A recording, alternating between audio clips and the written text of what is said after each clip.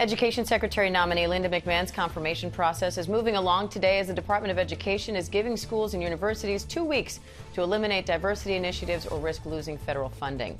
The acting assistant secretary sent out a letter last week stating educational institutions have indoctrinated students with the false premise that the United States is built upon systemic and structural racism. It goes on to say that DEI initiatives frequently preference certain racial groups, and the Department of Education will no longer tolerate the overt and covert racial discrimination that is widespread in educational institutions. ABC's Alex Presha is here with more on that. Alex, this letter is not an executive order. We do want to note that, but it does shed light on how the administration may treat Title VI violations. It cites the Supreme Court's 2023 decision in Students for Fair Admissions versus Harvard. And the court there held that race-based affirmative action programs in college admissions violates the Equal Protection Clause. So what could we see from institutions over the next 2 weeks?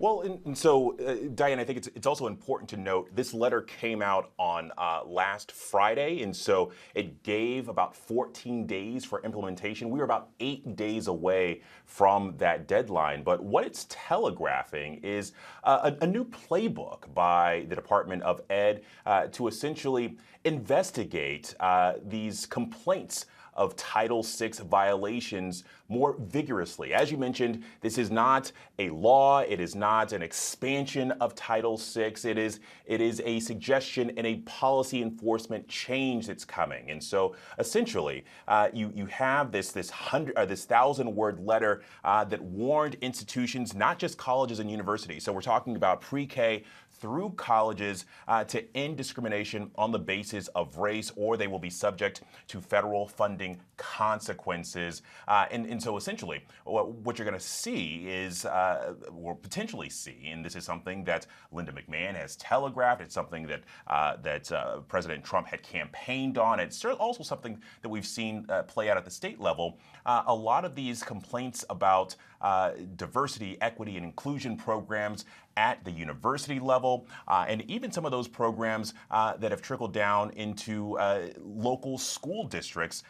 Any complaint that's raised about those persisting could be investigated by the Department of Ed, and funding could be jerked from those systems. Now, some diversity programs like the National Society of Black Engineers and the Native American Heritage Forum at West Point have already been cut. So is there a sense of how far this will go?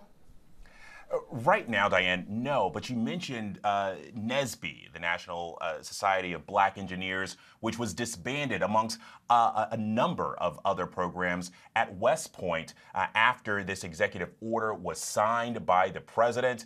There's a lot of confusion because, I mean, a lot of these programs like NSBE, it's not just about the curriculum or the dollars, but it's also about the recruitment efforts. And so while Title VI has certainly gone to really kind of challenge admissions, it doesn't deal with recruitment, and so that's kind of a gray space that we've yet to really kind of seen any sort of guidance on. And President Trump has promised to dismantle the Department of Education. So the Department of Justice would have to take over investigating civil rights discrimination complaints. How would that work?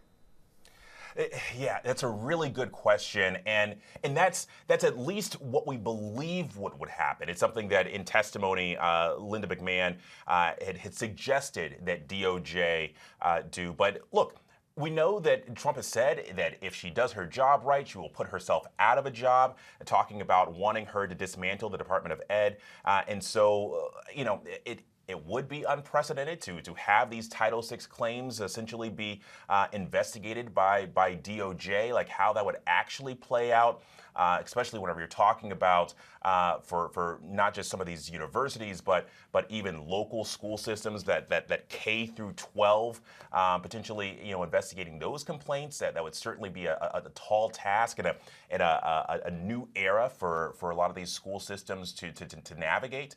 But it is something that you know, the administration has been pushing for. All right, ABC's Alex Presha, thank you.